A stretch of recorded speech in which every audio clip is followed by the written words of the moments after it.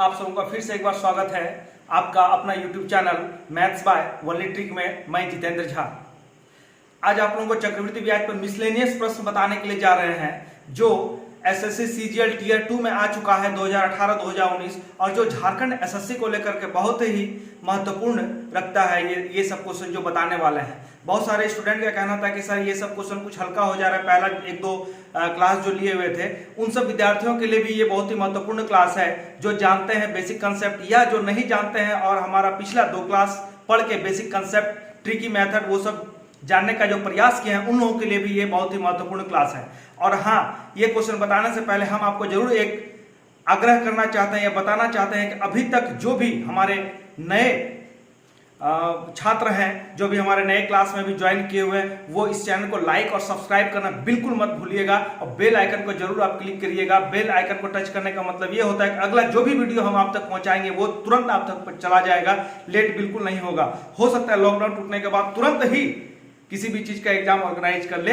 तो चलिए आइए देखते हैं ट्रिकी मेथड से हार्ड प्रश्न को कैसे सॉल्व करते हैं कंसेप्ट से। आइए देखते हैं।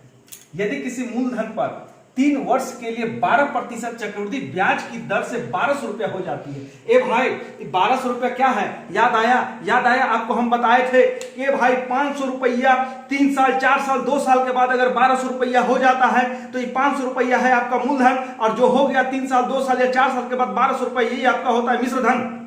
ये हम आपको पहले क्लास में बता दिए, साधारण ब्याज वाले क्लास में बताए थे। जो समझ में जिसको नहीं आया है वो हमारे डिस्क्रिप्शन बॉक्स में जाइए, पिछला लिंक दिया हुआ है साधारण ब्याज चक्रवृद्धि ब्याज का, उसको अच्छा से खोल करके पढ़िए, उसके बाद ये चीज दिमाग में धस जाएगा। चलिए आइए देखते हैं। यदि किसी मूलधन पर 3 वर्ष के लिए 12% चक्रवृद्धि ब्याज की दर से 1200 रुपया हो जाता है। ए भाई तो 3 वर्ष के बाद 1200 रुपया क्या हो गया? मिश्र धन हो गया। चलिए आइए लिखते हैं। 3 वर्ष के बाद मिश्र धन यानी कि अमाउंट कितना हो गया? ये 1200 रुपया। चक्रवृद्धि ब्याज में ये चीज आपको देखना है कि 2 वर्ष के बाद जो हमारा ब्याज और मूलधन जुटा हुआ रहता है, तीसरा वर्ष का वो मूलधन हो जाता है। यानी कि 2 वर्ष के बाद जो हमारा मिश्रधन रहेगा वो तीसरे वर्ष के लिए मूलधन हो जाता है, और तीसरे वर्ष के बाद जो हमारा मिश्रधन रहेगा वो चौथे वर्ष के लिए मूलधन हो जाता है। यही बेसिक सब कंसेप्ट हम पिछला क्लास में दिए हैं। तो देखिए 3 वर्ष के बाद जो मिश्रधन है तो चौथे वर्ष के लिए यही मिश्रधन क्या हो जाएगा? मूलधन हो जाएगा। यानी कि चौथे वर्ष का मूलधन ए भाई कितना हो जाएगा? 1200 रुपया। यानी कि जब मूलधन आपको 1200 रुपया मिल गया, आपको रेट दिया हुआ है ये है, तो मिश्रधन कितना निकलेगा? यानी कि चौथे वर्ष का मिश्रधन प्लस मिश्रधन बराबर क्या होता है? मूलधन प्लस ब्याज। यानी कि 1200 गुना 12/100, 1200 प्लस 12 का स्क्वायर 144, यानी कि कितना हो गया? 4 4 3 1, यानी कि 1344 रुपया आपका चौथे वर्ष के बाद हो गया मिश्रधन। तो यही पूछ रहा है ना, चौथे वर्ष के बाद राशि क्या हो जाएगी? यानी कि कुछ एक राशि है वो चौथे वर्ष के बाद क्या हो जाएगी? यानी कि मिश्रधन पूछ रहा है, तो मिश्रधन बराबर क्या हो जाता है? मूलधन प्लस ब्याज। तो यही ना 1200 रुपया पर ब्याज हम लेंगे 12% 1 वर्ष, इसीलिए लिखे हुए नहीं है। तो यही ना 12 का स्क्वायर कितना होता है? 144, ये 4 हो गया, ये 4 हो गया, 2 1 3, यानी कि 1344 रुपया आपका हो गया मिश्र धन। आइए दूसरा शानदार क्वेश्चन पर हम लोग ध्यान देते हैं। कितने महीनों में, ये पूछा हुआ क्वेश्चन है भाई, सीजीएल टीयर 2 का 18-19 का क्वेश्चन है ये। कितने महीनों में 8000 रुपया? अरे भाई 8000 रुपया क्या कह दिया? ये 8000 रुपया आपका कह दिया है मूलधन।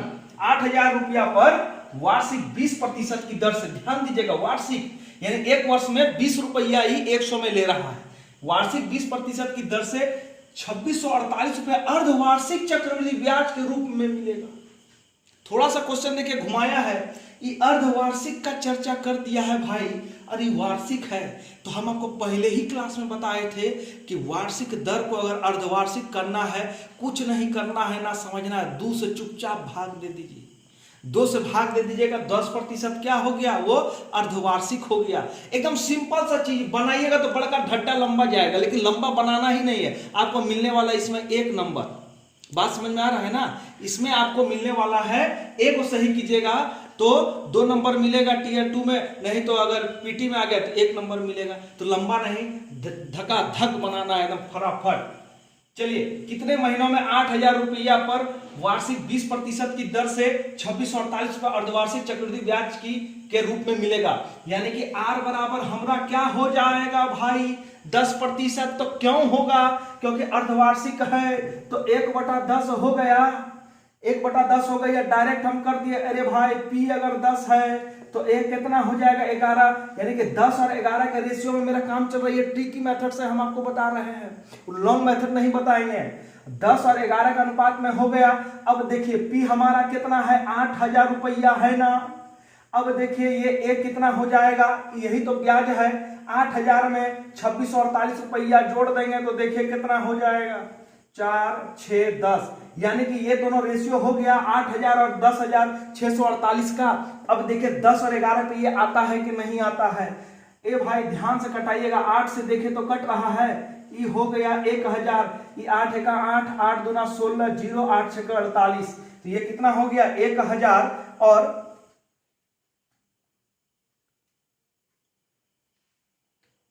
देखिए ध्यान से, 8 एका 8, 2 बचा है तो 8 तिया 24, फिर 2 बचा है, 8 तिया 24, 8 एका 8, यानी 1,000 और 1331 हो जा रहा है। तो 1,1331, तो ये किसका क्यूब हो गया, 10 का, और ये किसका क्यूब हो गया, 11 का। ए भाई जहां पर दिक्कत हो समझने में, जस्ट इसका पिछला वाला चक्रवृद्धि ब्याज के क्लास देख लीजिए, एकदम कंसेप्ट क्लियर होगा, दिमागों में धस जाएगा ये क्वेश्चन कैसे बनाना है।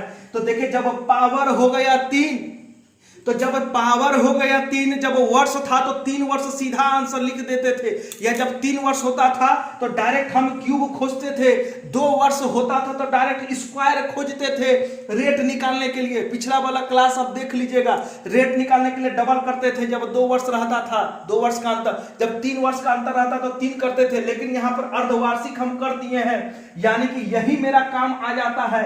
यानी कि कितना हो जाता है, 3 अर्धवार्षिक, 3 अर्धवार्षिक। ए भाई 3 अर्धवार्षिक टाइम जो आपका निकला, तो यानी कि 3/2 क्या हो गया, वर्ष। अब इसको पूछा है माह में, तो माह में निकालने के लिए आप जानते ही हैं कि 12 से गुना करेंगे, यानी कि 18 माह हो गया आपका। जबरदस्त तरीके से आंसर निकल गया।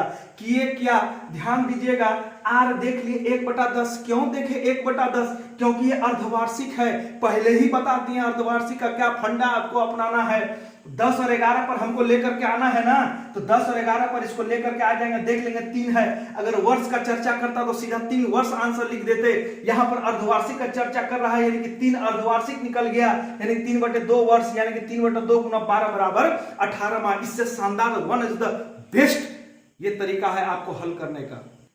आइए जबरदस्त प्रश्न है, तीसरा प्रश्न देखिए, ब्याज की दर क्या होगी, यानी कि आर आपसे पहले ही पूछ लिया है, यानी कि ब्याज की दर क्या होगी यदि किसी निश्चित राशि पर तीसरे वर्ष में 2,000 रुपया साधारण ब्याज, यानी किसी निश्चित राशि हमको दिया हुआ नहीं है, किसी निश्चित राशि पर तीसरे वर्ष में 2,000 रुपया साधारण ब्याज, यानी 2,000 रुपया कौन सा ब्याज हो गया, साधारण ब्याज हो गया, और 2 वर्षों के बाद चक्रवृद्धि ब्याज 4160 रुपये मिलता है। देखिए ये एसआई और सीआई मिला हुआ प्रश्न है, पिछला चक्रवृद्धि ब्याज वाला जो क्लास है उसमें मिला हुआ कुछ एक प्रश्न ट्रिकी मेथड से हम आपको बताए थे। अब आइए इस क्वेश्चन को थोड़ा सा ध्यान देते हैं। एक देखिए मेरा डायरेक्ट एक ट्रिक आता है, इस ट्रिक को ध्यान दीजिएगा, इस ट्रिक को ध्यान दीजिएगा, यानी कि सीआई माइनस एसआई, ये 2 वर्ष के लिए है, 2 वर्ष के लिए। सीआई एसआई का अंतर होता है भाई PR²/100 का स्क्वायर। इस चीज को आप लोग ध्यान दीजिएगा, सीआई और एसआई का अंतर 2 वर्ष के लिए कितना होता है, PR²/100 का स्क्वायर। ये चीज यहाँ पर काम आएगा, इस चीज को आपको थोड़ा सा इसको याद रखना होगा। चलिए आइए देखते हैं, यानी कि तीसरे वर्ष में 2000 रुपये साधारण ब्याज। यही लड़का कर गया कंफ्यूज कि तीसरे वर्ष में साधारण ब्याज है 2000 रुपया। ए भाई, हम ही ने आपको बताए थे कि साधारण ब्याज कभी भी चेंज नहीं होगा, साधारण ब्याज प्रत्येक साल में वही सेम टू सेम रहता है।